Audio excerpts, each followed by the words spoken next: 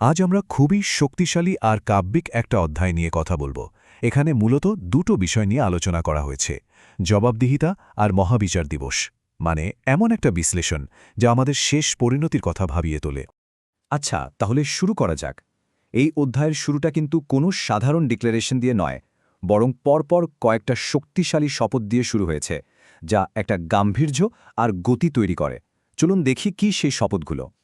তো প্রথম শপথটা কিসের? যা কিছু একের পর এক পাঠানো হয় সেটার। এখানে একটা ছন্দ আছে, একটা গতি আছে, যেটা আস্তে আস্তে বাড়ছে। মনে হচ্ছে যেন বিরাট কোনো ঘোষণার জন্য স্টেজ তৈরি করা হচ্ছে। এরপরের শপথটা হল ঝোড়ো হাওয়ার, যা প্রচণ্ড গতিতে সবকিছু উড়িয়ে নিয়ে যায়, তীব্রতা আর শক্তির একটা প্রতীক। বুঝতেই পারছেন, গতিটা কিন্তু বেড়েই চলেছে, একটা উত্তেজনা তৈরি হচ্ছে। ৩ নম্বরে আসছে এমন কিছুর শপথ যা সত্যকে বহু দূরে ছড়িয়ে দেয়। ঠিক যেমন বাতাস মেঘকে তাড়িয়ে বৃষ্টি ঝরায় বা বীজকে ছড়িয়ে দেয় বহু দূরে। এখানে একটা বার্তা ছড়িয়ে পড়ার ছবি ফুটে উঠছে। চতুর্থ শপথটা তাদের, যারা সত্য আর মিথ্যের মধ্যে স্পষ্ট একটা পার্থক্য গড়ে দেয়। এখান থেকেই আমরা ধীরে ধীরে বিচার আর বিচক্ষণতার মূল থিমের দিকে এগোচ্ছি। আর এই পুরো শপথের ধারাটা শেষ হচ্ছে একটা চূড়ান্ত বার্তা দিয়ে।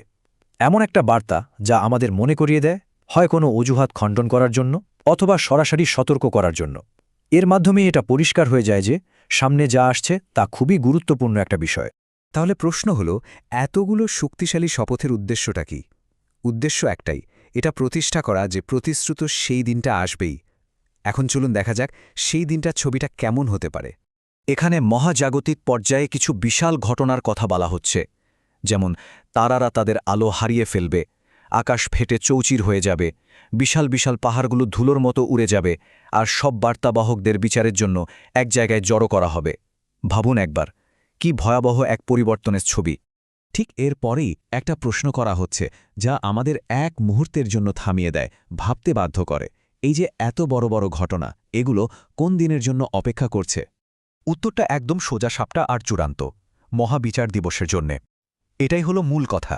এই দিনটাকে বলা হচ্ছে বিচারের দিন, যা এর আসল তাৎপর্য তুলে ধরে। এটাই সেই দিন যেদিন সবকিছুর ফয়সালা হবে।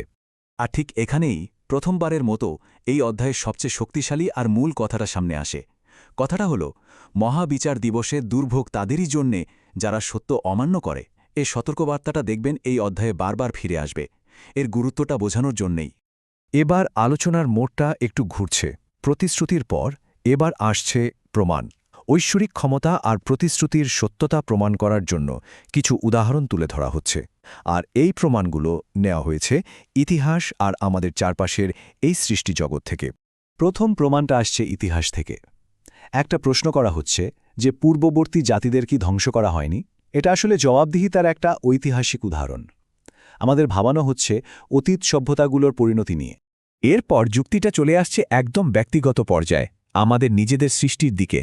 প্রশ্নটা হলো, তোমাদের কি এক নগণ্য পানি থেকে সৃষ্টি করা হয়নি, আর তারপর তাকে একটা সুরক্ষিত জায়গায় রাখা হয়নি? এটা আমাদের নিজেদের অস্তিত্বের উৎস নিয়ে ভাবতে বাধ্য করে। এবার পরিসরটা আরও বড় হল আমাদের এই গ্রহের সৃষ্টির দিকে। কিভাবে এই পৃথিবী জীবিত আর মৃত উভয়কেই ধারণ করে, কিভাবে এর ওপর বিশাল বিশাল পাহাড় স্থাপন করা হয়েছে, এই সবই তো স্রষ্টার শক্তি আর পরিকল্পনারই নিদর্শন। আর ইতিহাস আর সৃষ্টি জগতের এত সব প্রমাণের পর সে মূল কথাটা আরও জোরের সাথে ফিরে আসছে। এই নিদর্শনগুলো অস্বীকার করার চূড়ান্ত পরিণতি কি? মহাবিচার দিবসে দুর্ভাগ তাদেরই জন্যে যারা সত্য অমান্য করে। প্রমাণ তো দেয়া হল, এখন দেখা যাক যারা এই সত্যকে অস্বীকার করবে তাদের জন্য কি পরিণতি অপেক্ষা করছে। এখানে শাস্তির একটা ভয়ঙ্কর ছবি আঁকা হয়েছে। এমন একটা ছায়ার কথা বলা হচ্ছে যার 3টে শাখা আছে, কিন্তু সেটা কোনো আরাম বা আশ্রয় দেয় না। উল্টে সেখান থেকে বিশাল বিশাল আগুনের স্ফুলিঙ্গ ছিটকে আসছে, যেগুলো দেখতে নাকি হলুদ উটের মতো। এই বর্ণনাটা খুবই শক্তিশালী, যা যন্ত্রণার গভীরতা প্রকাশ করে। আর সেই বিচারের দিনে অস্বীকারীরা একদম চুপ হয়ে যাবে। তাদের কথা বলার বা কোনো রকম অজুহাত দেখানোর কোনো সুযোগই দেওয়া হবে না। মানে এটা একটা চূড়ান্ত অবস্থা যার কোনো পরিবর্তন সম্ভব নয়। কিন্তু এর ঠিক উল্টো একটা চিত্র আছে। অস্বীকারীদের ভয়ঙ্কর পরিণতির পর এবার আমরা দেখব ধার্মিক এবং আল্লাহ সচেতন মানুষদের জন্য কি পুরস্কারের প্রতিশ্রুতি দেওয়া হয়েছে। দেখুন পার্থক্যটা কত স্পষ্ট। একদিকে অস্বীকারীরা যন্ত্রণার মধ্যে থাকবে, আর অন্যদিকে ধার্মিকরা থাকবে ছায়া আর ঝর্ণার মাঝে নিজেদের পছন্দমতো ফলমূল খাবে তাদের বলা হবে তোমাদের ভালো কাজের পুরস্কার হিসেবে তৃপ্তি করে খাও আর পান করো এটা ন্যায়বিচার আর কর্মফলের একটা পরিষ্কার ছবি। আর সবচেয়ে অবাক করার মতো ব্যাপার হল বিশ্বাসীদের জন্য এত সুন্দর পুরস্কারের বর্ণনার পরেও সেই মূল সতর্কবার্তাটা শেষবারের মতো আবার ফিরে আসছে। এটা যেন মনে করিয়ে দিচ্ছে যে পুরস্কারের প্রতিশ্রুতি থাকলেও এই অধ্যায়ের মূল বার্তাটা কিন্তু একটা চূড়ান্ত সতর্কবাণী। তো প্রতিশ্রুতি, নিদর্শন, ইতিহাস, পরিণতি এবং পুরস্কার এই সবকিছু তুলে ধরার পর অধ্যায়টা শেষ হচ্ছে একটা চূড়ান্ত আর তীক্ষ্ণ চ্যালেঞ্জ ছুড়ে দিয়ে। আর আমাদের সামনে এই শেষ প্রশ্নটা রেখে যাওয়া হচ্ছে, এখন এই সত্যবাণী ছাড়া আর কোন বাণী তোরা বিশ্বাস স্থাপন করবে? এই প্রশ্নটা সরাসরি আমাদের দিকেই করা হয়েছে, যা এর আবেদনকে আরও গভীর করে তোলে আর আমাদের নিজেদের বিশ্বাস ও সিদ্ধান্তের মুখোমুখি করে দেয়।